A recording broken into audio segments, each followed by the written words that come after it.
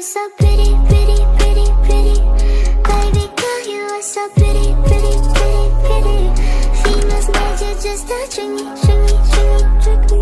'Cause baby girl, you are so easily pretty. The only reason that I can do tonight is 'cause I know you were invited. The only reason that this dress is skin tight is 'cause I thought that you would like it. I'm only gone for this.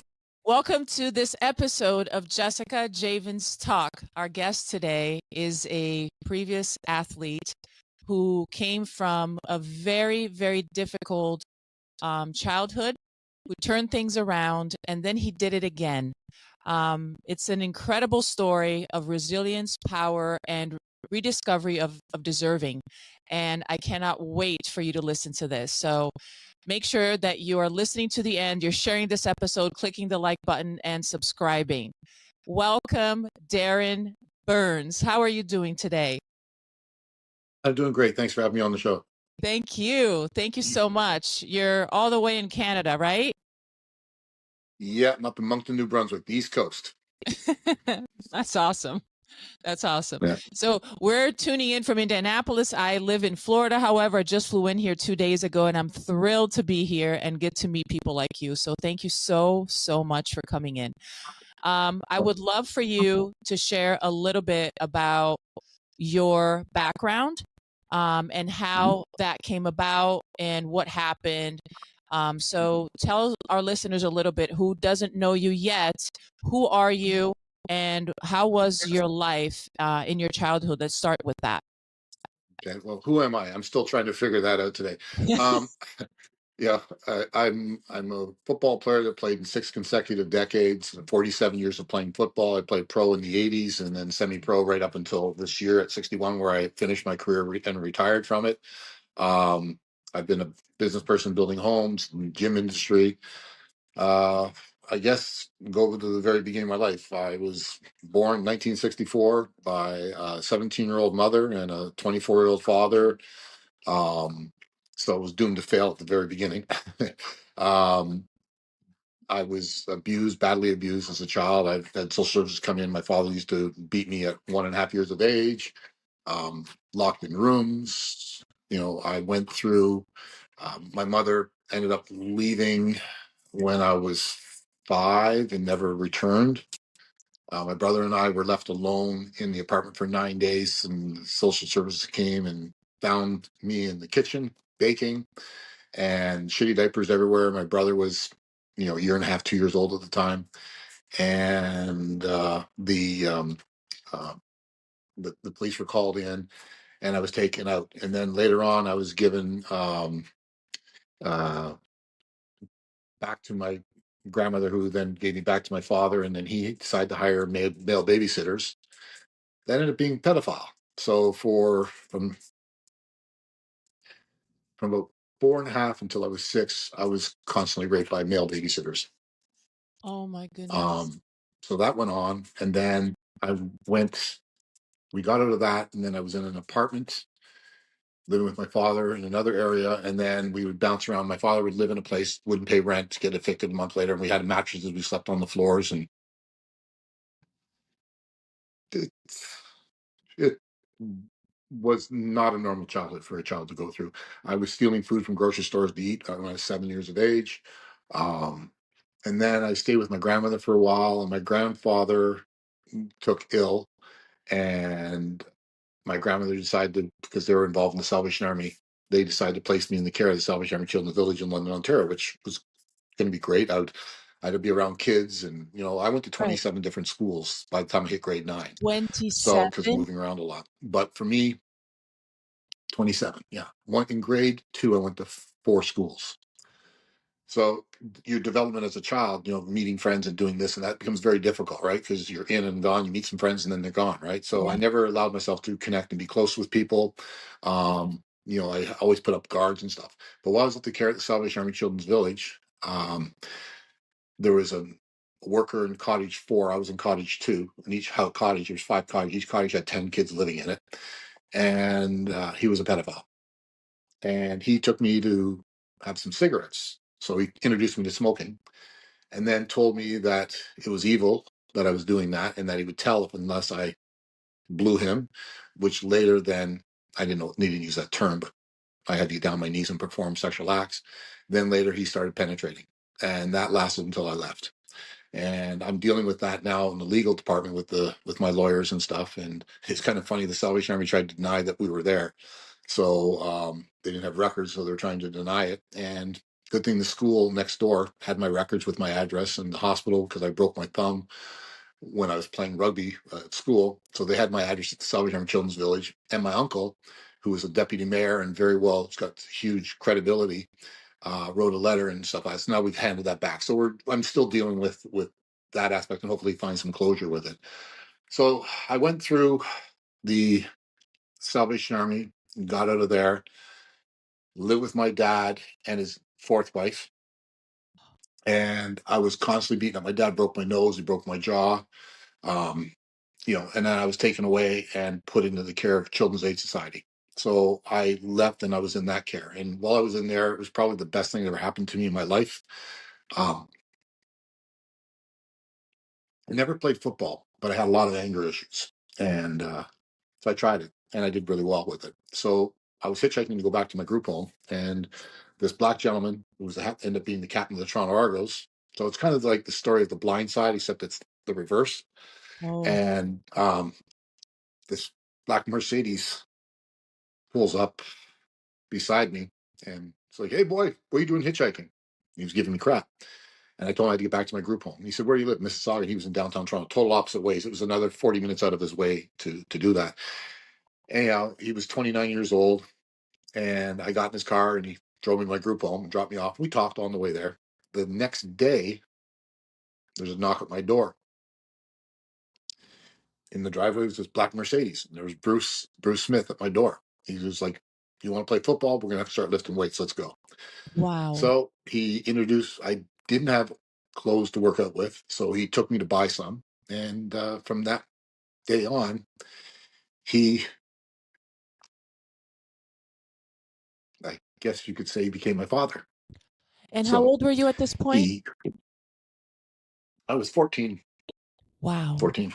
And yeah, so, and he was a 29-year-old black guy from Brownsville, Texas, that grew up in the 50s with segregation and everything. So, helping a long hair, skinny white kid out probably would be last on the shopping list. But he took me in, and he's the first person that ever showed confidence in me. Um, and the first person ever showed me unconditional love. Wow. That is incredible. So your relationship with him grew from there and your life took a turn at this point. Would you say that? Yeah, I started playing football, wearing his number, playing his position. Um, and he'd come to watch me play my games, and he got me involved with the ball boy with the Argos. So I was the ball boy with Eric Metcalf and Alonzo Highsmith. Both guys had stellar NFL careers. Their fathers played on the team, sorry, and I had Bruce. And so I grew up with Bruce. Bruce went into real estate, so I went into real estate. I mimicked everything that he did. He became a minister afterwards, which was really weird because his life was not the one you would say that was a minister. He was a ladies' man, and he had lots of ladies hanging on him and stuff like that. But he just all of a sudden one day just gave it up and said something spoke to him, and that was that. So I couldn't follow him in that area because I had a lot of issues with, well, let's face it, with God. Like, is there one? That's what I wanted If to there ask is, you. why would I be? Yeah. Yeah, would I want to go into being? that right now. Yeah, Actually, I wanted okay. to know because now, although you had a person who became a father figure for you, who helped you to change your life completely, you had all of this. I can't even imagine what you went through. And as a child, I think the word trauma is not even can even describe it. How did your healing start? Like where did that happen? How did that start? Although you were rescued out of a situation perhaps and given the love that you deserved, given the encouragement and the belief that every human being deserved at this point in your life, at the age of 14, how did you heal from the first 14 years of your life? I never really. What I did was I just tried to forget about it, and for a while it was working, and I always kept myself positive in my thoughts, to try to control my mind. So I was able to build building blocks up and protect myself. But the effect that it has such, like, I think being raped in the care of the Salvation Army is probably the worst, because that's where it was supposed to be trust. I was supposed to be around Christian people, Mhm. and give me a place to live, and my own bed and 3 meals a day and all that kind of fun stuff. And to be raped over that really gave me a lot of trust issues with adults. Mhm. When you're 4 and 5, you don't remember it as much, but Right. I just remember the pain that I went through more at the Salvation Army because of what had happened to me. So Right. it was kind of a difficult thing. And when I was at my, just certain, sometimes you get triggered and stuff like that. So I never thought of PTSD. I never thought of all this stuff. I see. And it was just that I kind of like bottled it up. And my uncle, Mm. said that when I was 14, he could tell that there was someone. I saw him at his place one time. He's the only family member that I stay in touch with. And he he knew that, he asked me, and he knew I was hurting, and he knew that my father was abusive, and he knew that something happened in Salvation Army, but I didn't really disclose it with him because our generation, we didn't talk about it. Yeah. But later on, I did tell him that something did happen, but I didn't get into details with it. But you learn. I have a strong mind, and that's probably what kept me from blowing my brains out. Because Ouch. you you when I play football, you have to have a strong mental, Yes. at the levels of playing Absolutely. pro and for playing for such a long period of time. Control your mind, control your body, control your mind, control your body. That's what's been pounded into me. So I just took that as part of my therapy, I guess, Mhm. and I, excuse my language, but I knocked the shit out of everybody I played football against. I would look at him as if it was the pedophile, or I'd look at him as if it was my mother or something like that. Oh So, my God. and my father too, like, I had issues even when I was in children. A funny story. My father never told me I would never amount to anything. I'd never be good. I would never be this. I'd never be that. And I went, I was playing hockey in Brampton, and I didn't know this at the time, but I was a player, but I also played goaltender. And in goaltender, if a team older than you needs a goaltender in the last minute, you can be an affiliate player to go up. Okay. So I got this phone call, and they asked me to be a goaltender, and I'm a very good goaltender as well. And they said it's a sudden death hockey game, and winner goes to the playoffs. The other one, season's over, and their goalie can't make it because of the last minute. Can you play? Sure. So I got dressed, went on the ice, looked across the ice, and it was my father's hockey team he was coaching. Whoa. We won 6-0. Oh. So yeah, we won the game 6-0. Got a shutout. After the game was over with, my father, And you when we were hadn't shaking seen him hands, wouldn't there shake for a my hand. while. I was in the parking lot carrying my bag over the shoulder, about to cross through the cemetery. No, I hadn't seen him, and he just drove by me, wouldn't even look at me. So, but I beat him, so I got the W. How did that affect you here emotionally So at this yeah, point? so it was kind of it was an interesting upbringing. It's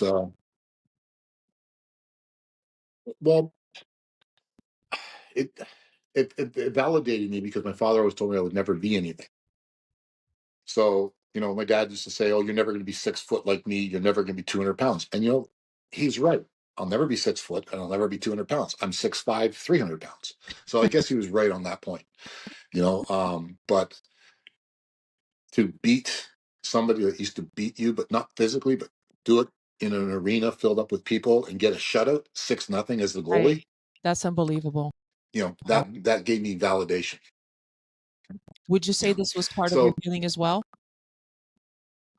I never really, I never really started to heal until about 3 years ago. I was almost killed in a car crash. My buddy was driving, fell asleep behind the wheel. We rolled 8 times, and the airbag exploded beside my brain. So I suffered a severe concussion 6 weeks before the season started, and 6 broken ribs.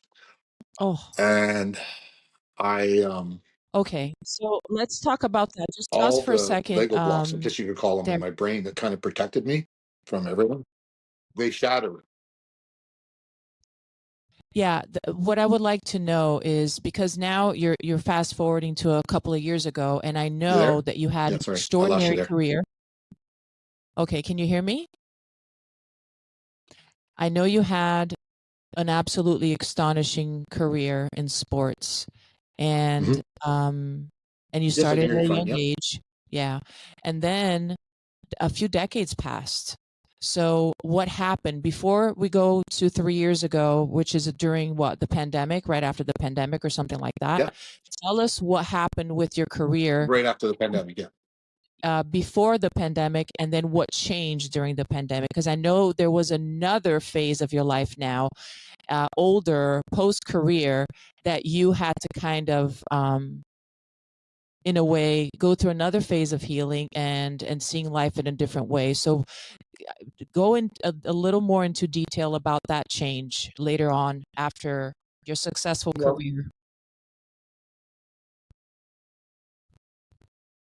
well, my career, I started, I started playing junior football in 1979 and for Tobico Argos and worked my way up. When I was 19 years old, I got tried with the Ticats in the CFL, 19 turning 20. And then I didn't make the team. Obviously, I was young at that time. And they sent me back down to junior to play for the Hamilton Hurricanes. So I went down to play for them, and then I got sick. And I got salmonella food poisoning, lost 42 pounds in 6 weeks, almost died. Whoa. My stomach liner was just almost rotted through. So the team released me because they didn't feel that I could play. So that Christmas, I was alone in an apartment in Niagara Falls. I was 19, and I had a gun, and I was going to kill myself on Christmas Eve, because Christmas Eve in 1977, I believe it was, that's when my dad beat me up and I was taken away, which I didn't think was the best thing in my life, but ended up being the best thing that ever happened to me. But I was kicked, basically released. I didn't think I had anything. I was alone, and I decided, I told Andre the story, being a brother, KFC. I decided my last meal was going to be KFC. If the gun wasn't going to kill me, the food would. But anyhow, I went to KFC, got myself some food, and I was going back to my attic apartment, and there was a letter in the mailbox. It was the only thing I ever got for Christmas, and it was from Burlington Braves football. And they had heard what had happened to me. It was from Coach Trimble, and Coach basically said, I think you're a hell of a player. If you come play for us, I'll make you a great football player. Wow. So at that moment, I felt being wanted. Yeah. So I went to play for the guy, and he's still a good friend of mine today, my Oh coach, my because gosh. he still came and watched me play this past season, and he's 80 something years old. But I had played for him. I set the records that still stand today playing for him. Wow. Some people consider me the greatest defensive lineman to play in the province of Ontario. All my records still stand. I'm in the history books in the top 5 in the history of football, and these guys did it in 5 years. I accomplished it in 2 seasons. So, playing for Coach, and Coach taught me a lot. He became another parent in my life. He's the one that put that phrase in: control your mind, control your body, control your Yeah. mind, control your body, and all these other. He was always famous for lingos, and even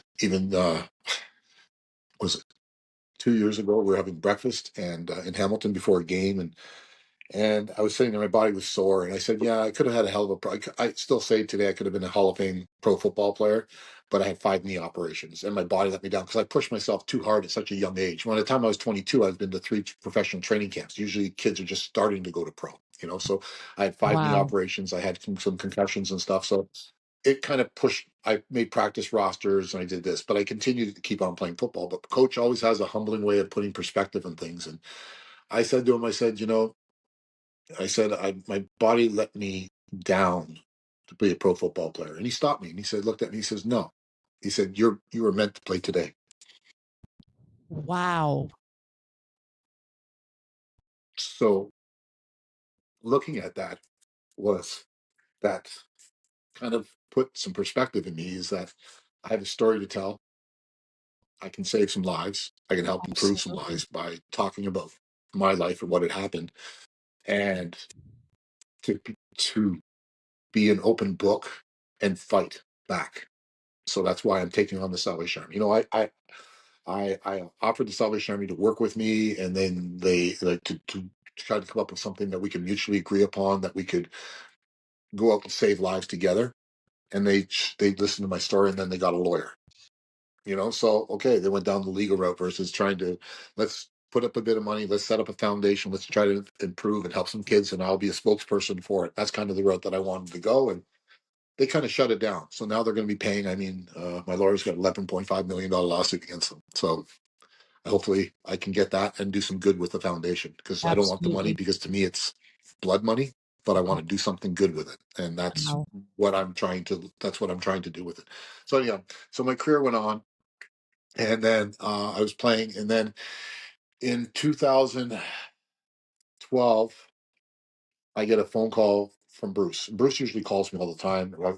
We've traveled to the Caribbean. He was just up at my place, but I hadn't heard from him for about 2 weeks. And I was wondering what's going on. And then he called me and he goes, "Darren, I got some good news and bad news. I'll never forget the day. It was December 17th." And he goes, I go, "Well, okay. Well, what's the good news?" He says, "Well, I had a heart attack." And I'm thinking to myself, okay, you had a heart attack and you survived. Okay, great. I'm glad. But he didn't want anyone to tell me. So he wanted to tell me himself. So he tells me I've got pancreatic cancer. I've got less than 90 days. Oh, So I immediately flew down to be with him, spent 3 days with him, talking about expectations, um, what he wants me to do at his funeral, and all that kind of stuff. So oh, I went through that, and it was hard. And I helped him to his bed. I gave him a kiss and told him I loved him. And that was the last time I saw Bruce, because I said, I can't come here and watch you disintegrate. It's not what you're my Superman. I'm not going to allow that. And he didn't want me to either. But he was gone in 17 days, and he went quick, and he didn't lose any weight. He just kind of, he went quick, which is, I'm glad, because it would have been very hard less on the family suffering. and everybody else. Yeah. And he was, I had to do his eulogy. So that was an amazing, I had 3 standing ovations in his eulogy. And Drake, the singer, Bruce is Drake's godfather. So he was tweeting, he says, "The big white guy's killing it." So it's, it was, Bruce always had a crazy sense of humor. So I brought his humor into the funeral, and it worked. I Oh, had oh, 4 other ministers, because him being a minister, they're all competing about who's greater at a minister and all taking their service. And I was just getting up there telling them jokes, black jokes and white and black jokes, and everyone's killing themselves laughing, and referring to certain things that Bruce and I did and stuff like that. So it was a hard thing. But then I let myself go. I got into depression. I oh. stopped playing football. I went from being in shape to a 47 waist, and I had a big belly on me and stuff. And then my son says to me one day, in around Christmas of 2019, he says, "Dad, you look like shit. What the hell are you doing?" So I drove him to the airport to go back to school. And on the way back, I made that decision. I'm going to get back into the gym and start lifting weights. So I Mm. started getting lifting weights. I took this picture of me that's on my Facebook where I got my fat belly and stuff like that. And a month later, I looked at the picture again. I didn't realize the date on the damn picture was the date Bruce died. There was an anniversary of his death. I was like, "You son of a bitch." I looked up at the sky. So my Wow. son was like, "Dad, no one has ever played in 6 consecutive decades. And because you played in the the zeros of the 2000s and the 2010, 12, my legacy, the thing was going on." So this was 2020, but then COVID came. But I took it as, okay, COVID's here. It's going to give me another year to train and get ready. So There you that's go. what I did. And I went back and I led the league in sacks that year, made All-Star, and it was a great success story for me. So I decided to keep on playing, because I wanted to play till 61, which was Bruce's number and was my number, but I I adopted saw it from that. Bruce. I was like, this is So, amazing. so that's why the book is called 61 Never Forgotten, and it's because I did it.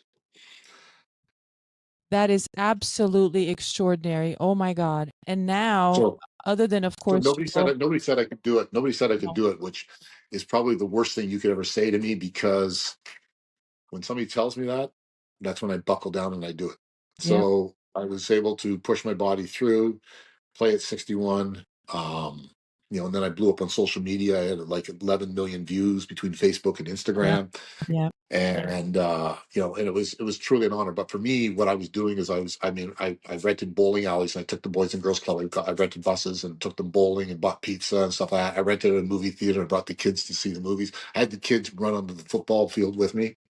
So That this is last Yeah. This last 5 years, or last 5 years, I kind of played it instead of anger. I kind of played it with love in my heart, which was a different approach to the game for me. And then when I had that car accident, that really changed a huge direction in how I was thinking. And, you know, I was looking for that, why am I here? And it's almost like, Bruce kind of put a pillow around me while we're jumping up and down, but it shattered my brain up enough that it just destroyed all my protection barriers. I became an emotional baby for a while because I couldn't. It's like take your file cabinet, throw it up into a windstorm, and then try to have all your files put back in. Well, that's kind of what my brain was like. So thank God I had football to work on that and train at the gym. I trained really, really hard. We got in amazing shape. My body looked great and stuff like that. For 60 years of age, I mean, I could walk. I told my son, "You and I walk around on a beach with shorts on. I guarantee you, your dad will be getting more looks than you." So, so my son's 300 pounds, 6'4", but it's just it's really gave me some purpose. And then it was like, okay, you need to talk about what happened to you, because I didn't. So I wrote a book Yeah. with Jody, and it was the number one seller for a while, and that was my therapy. But then writing the book and then seeing my whole life was like, shit, you really need help. But because I never looked at all the stuff that happened to me, and I never really sat back and looked what I've accomplished in life. I And see. I've helped out people where it's an adopted family in the Dominican. They became my family. Their parents, I call them mom and dad. Oh, Brought their son to Canada, and then I got him a visa to stay here. And that was in 19. I made a deal with him. I said, when you graduate high school down there, I will bring you to Canada. Well, sure enough, he did. So I brought him to Canada. Today he's a millionaire. He's got a wife, two kids that play hockey and baseball, two sons, and he employs 50 Canadians. wow. And like everyone in the Dominican, when I first went down there, you used to go to the washroom, the hole in the ground, and carry the water from the end of the street. Now you go down there, they got beautiful houses, running water. Everyone has houses, everyone has cars. The third generation now is finishing university, becoming doctors and lawyers. So that was me helping Jesus, but that would never have happened if it wasn't for Bruce. So you go to their houses in the Dominican, and there's a picture of Bruce on their walls. Wow. That is absolutely incredible. Um, so Darren, before I ask you about the last segment, I wanted to know, for everybody out there who is not where you are right now, but they are in that dark space, in that situation that they feel that they don't have a way out, what is something that, with everything that I cannot even fathom that you went through for such a long time, what is one message that you would like to perhaps leave with these people, that might spark in them what sparked in you when you got that letter in the mail, or when he stopped the car and asked you to give you a ride? I've had thousands of emails and messages sent to me about people that have been abused. And one of them, a guy was going to kill himself and hang himself over his mother's grave. He was abused at a summer camp, and he couldn't cope with it. And I told him, I said, stand up for yourself. Don't turtle. Don't kill yourself. Don't let that prick get off the hook easy. Every day you walk on the planet, that guy's got to see you and look at himself. So don't do that. Find a friend, talk to that friend. And when you feel comfortable enough about talking about it, then you can seek help. Find that one person that you can confide in. I had Bruce, Yeah, so I was able to talk to Bruce. Find that one person that you can talk to, and then seek help after that when you're comfortable. You've got to be in a comfortable state, especially for my generation. We're men. We don't true. talk about things like that. Like, so what? Yeah. I mean, I was getting some dental work done, and the dentist said, you're going to feel some pressure. And as soon as he said that, I was just, sweat was pouring out of me, because the guy that took me from behind said, you relax, you're going to feel some pressure. Oh, So there's triggers that kind of go on. So, but find that person to talk about. Don't give up. You know, it's emotional. I get it. It's not physical. We're not going to die from it unless we allow it to kill ourselves. true. Rise up, stand up, and fight back. We have to take, excuse my language, we have to take these effing pricks and put them in their place. There has to be we look at problems in society: homelessness, drug addiction, suicide, and people in jail. The one common denominator they all have: approximately 80% in all categories have been abused. So we see people on the street, we look at them differently because they're homeless. And I used to do it too, because I'm like, I've been down there and I'm standing up like this, but now I look at it differently since the car accident because they've just given up on life. Okay. And I have a saying that I've used. I said, a tree can't grow without roots. How do you expect a child to? So we need to reach out to these young kids, mentor them. We need athletes and people to go to these boys and girls clubs, because those are the places these friggin' pedophiles go to, because it's easy pickings, because it's generally one parent or low income families and stuff like that. We need to get guys like Bruce to get involved in these communities after their football careers or baseball careers or soccer careers or whatever athletic careers, because kids look up to inspire these kids, give these kids hope. Um, if we can, if what happened to me by meeting Bruce, if other kids can meet more people like that, we can cut down on the homelessness. We can cut down on the suicide. We can cut down on people giving up on life. Yep.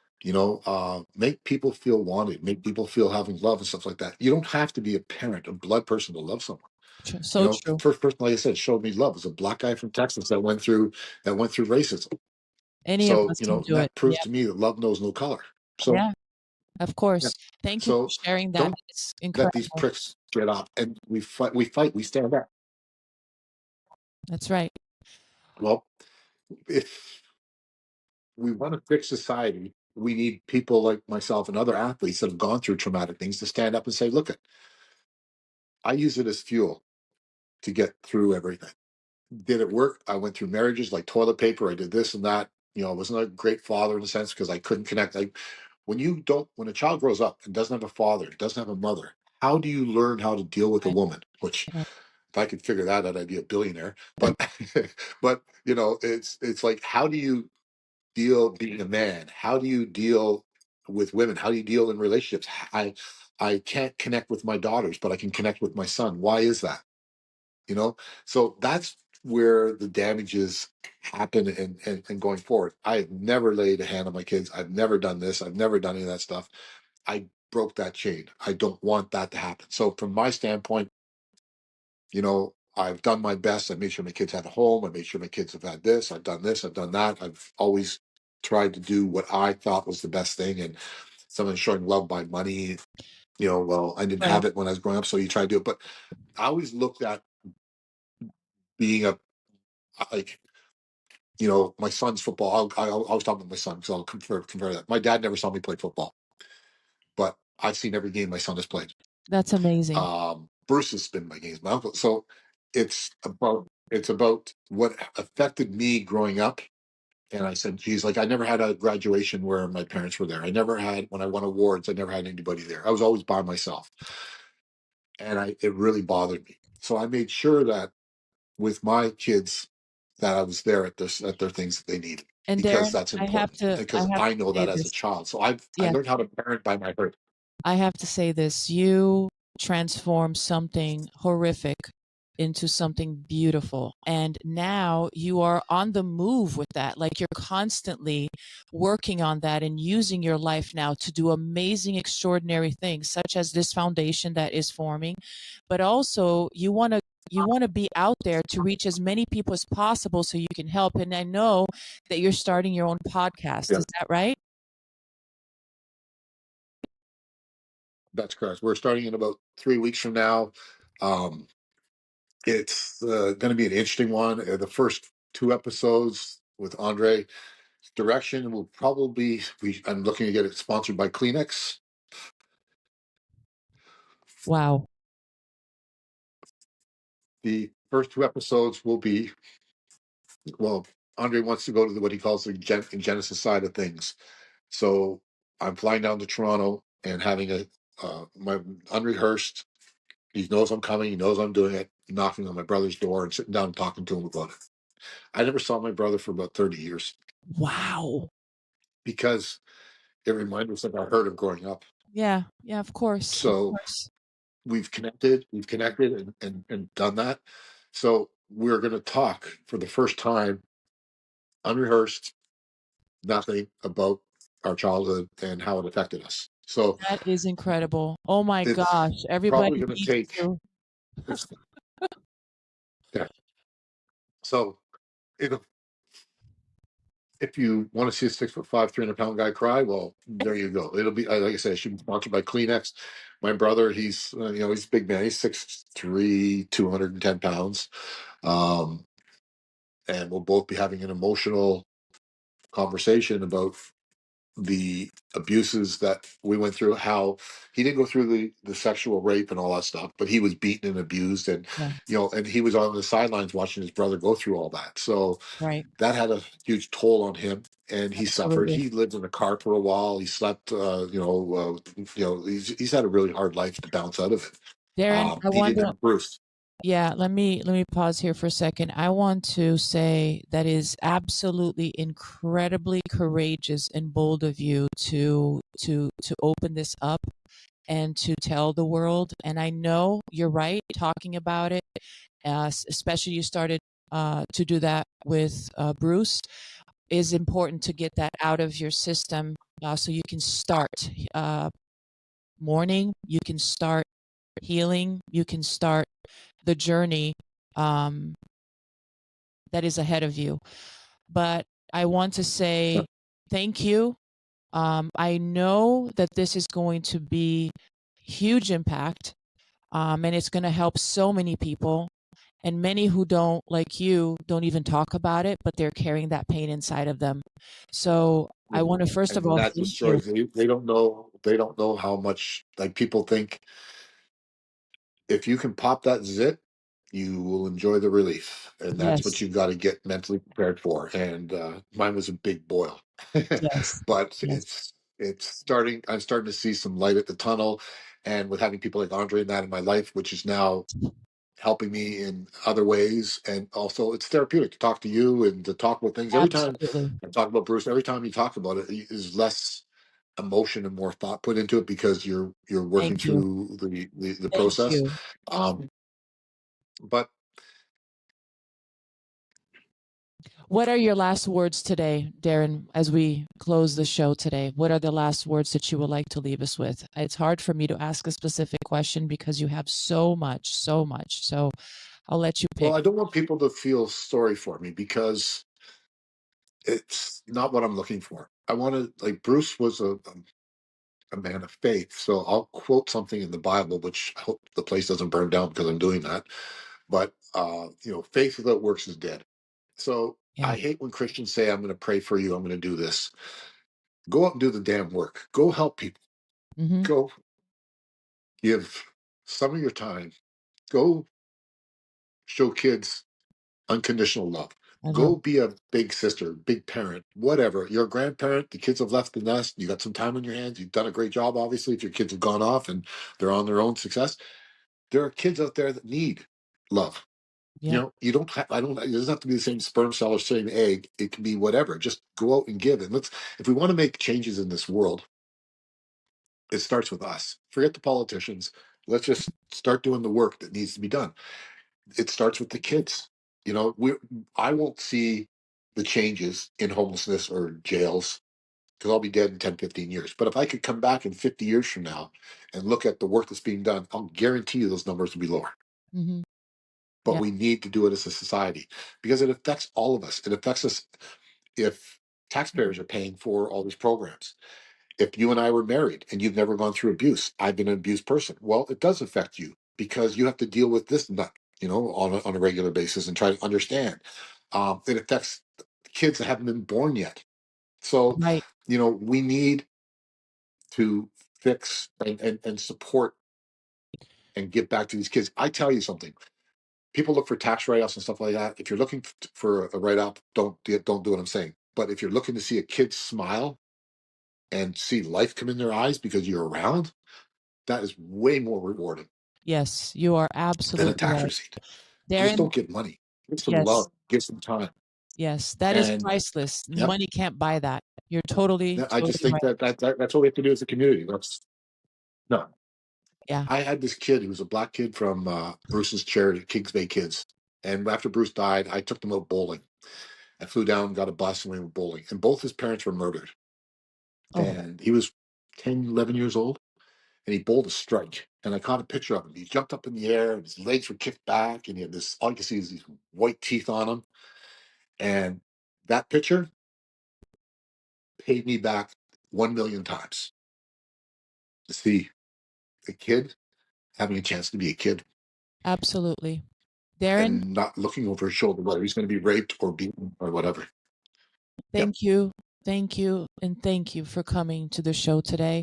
This has been incredible. I know that I would probably spend days here just chatting with you because you have so much, so much. I'm privileged to have met you and for you to be here in my show.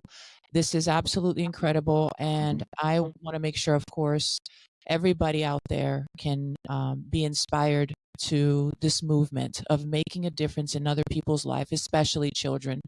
And I have 4 kids of myself. They're all teenagers right now. It goes to my heart. So thank you for that. I will definitely be super. And I want to be, don't think me being shameless, but my book. Yes. What's the name of your book? Yeah, my book is, if people want to get it and read it, because it's, book is called 61 Never Forgotten. You can Google it. You can look through on no books, Barnes and Noble, Indigo, Chapters, wherever, Amazon. You can pick up a copy, read it. If you're feeling sorry about yourself, read the book. If you're looking for inspiration, read the book. It talks about the shit that I've gone through, but also talks about how I changed people's lives, because I have about 15 people in that book that have been interviewed that I've impacted their lives in a positive way. Wow. So it's about never giving up. Thank you. And don't let people tell you can't do it. Just do it. So everybody, if all I you're have to say. watching this episode, make sure that you're clicking the like button and that you're sharing this with everybody that you know, because this is something that you can do right now that can impact somebody's life and change it completely. There is hope for everybody, and we want to make sure that we're spreading the love and we're helping people to have what they actually deserve and what they came to this planet to be. So I want to thank you, Darren, for coming. You guys, make sure you pick up that book. Make sure that you follow his podcast that will be launching very, very soon. And this show is brought by the IamBeastNetwork.com and Andre the Beast Creighton. My name is Jessica, and this is Jessica Javens Talk. Baby girl, you are so pretty, pretty, pretty, pretty. Baby girl, you are so pretty, pretty, pretty, pretty. Females made you just to string me, string me.